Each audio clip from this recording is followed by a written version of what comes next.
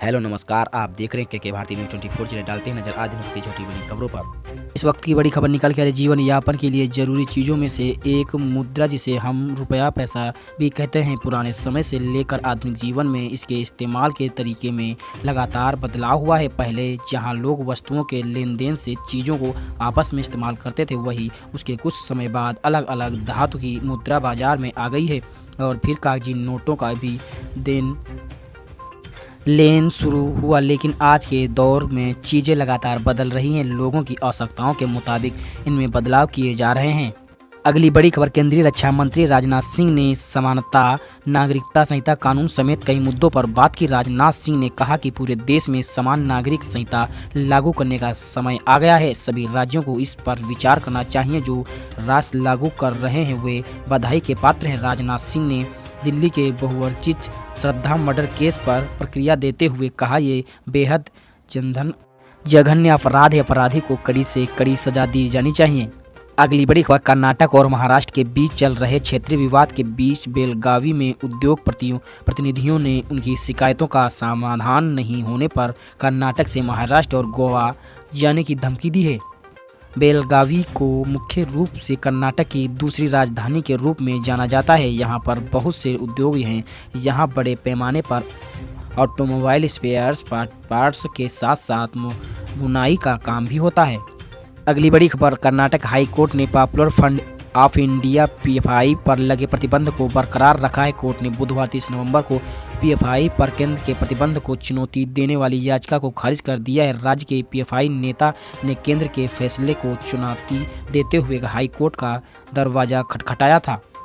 न्यायमूर्ति एस नागप्रसन्ना की सिंगल जज बेंच ने नरसिंह पासा नाम के एक पीएफआई कार्यकर्ता की ओर से उनकी पत्नी के माध्यम से दायर याचिका पर आदेश सुनाया है। अगली बड़ी खबर, यूपी के मैनपुरी, रामपुर और खतौली सीट पर हो रहे उपचुनाव को लेकर पूर्व सीएम अखिलेश यादव मैनपुरी पहुंचे। इस दौरान उन्होंने मुख्यमंत्री योगी आदित्यनाथ पर निशाना साधा।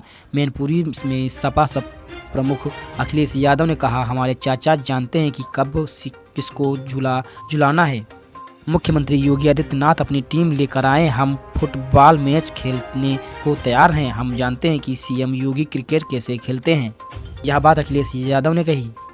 अगली बड़ी खबर, जम्मू कश्मीर सेवा चयन बोर्ड JKSSB द्वारा आयोजित लेखा सहायक परीक्षा में कथित हेरफेर को लेकर बुधवार 30 नवंबर को केंद्रीय जांच एजेंसी CBI ने राज्य के 14 ठिकानों पर छापेमारी की थी। CBI ने परीक्षा में कथित हेरफेर के सिलसिले में JKSSB के सदस्यों समेत करीब 20 लोगों के खिलाफ मामला दर्ज किया है। अधिकारियों ने बताया कि JKSSB की पूर्व सदस्य नीलम खरजूरिया के ठिकानों में छापेमारी जारी है। इसके अलावा जम्मू और साबा में भी एजेंसियां तलाशी अभियान चला रही हैं। अगली बड़ी खबर, गुजरात विधानसभा चुनाव को लेकर बीजेपी और कांग्रेस के बीच आरोप की बौछार जारी है। एक तरफ तमाम कांग्रेस नेता मल्लिकार्जुन खड़गे के बचाव में कूद रहे हैं, तो वहीं बीजेपी के नेता भी अब इस बयान को एक बड़ा मुद्दा बनाने में कोई कसर नहीं छोड़ रहे हैं। केंद्रीय गृह मंत्री राजनाथ सिंह ने भी इस मामले में कांग्रेस को आगे आड़ में लिया है। उनका कहना है कि कांग्रेस की तरफ से अपशब्दों का इस्तेमाल किया जा रहा है। खड़गे का बयान कांग्रेस की सोच बताता है। पीएम को एक व्यक्ति नहीं, अपने आप में एक संस्था है। अगली बड़ी खबर, केंद्रीय गृह मंत्री अमित शाह ने गुजरात चुनाव में आम आदमी पार्टी की चुनौती को तवज्जो न देते हुए दावा किया है कि अरविंद केजरीवाल के नेतृत्व वाली पार्टी शायद अपना खाता भी नहीं खोल पाएगी। उन्होंने कहा है कि बीजेपी की स्टेट यूनिट की ओर से कट्टरपंथ विरोधी प्रकोष्ठ स्थापित करने की घोषणा एक अच्छी पहल, जिस पर केंद्र और अन्य राज्य विचार कर सकते हैं। अगली बड़ी खबर, साल 2022 अब हमसे विदा ले रहा है और नई उम्मीदों से भरा हमारा नया साल हमारी दहलीज पर खड़ा है। ठीक एक महीने के बाद हम 2023 का स्वागत करेंगे। इस साल खेलों में हमने काफ़ी बेहतरीन प्रदर्शन किया।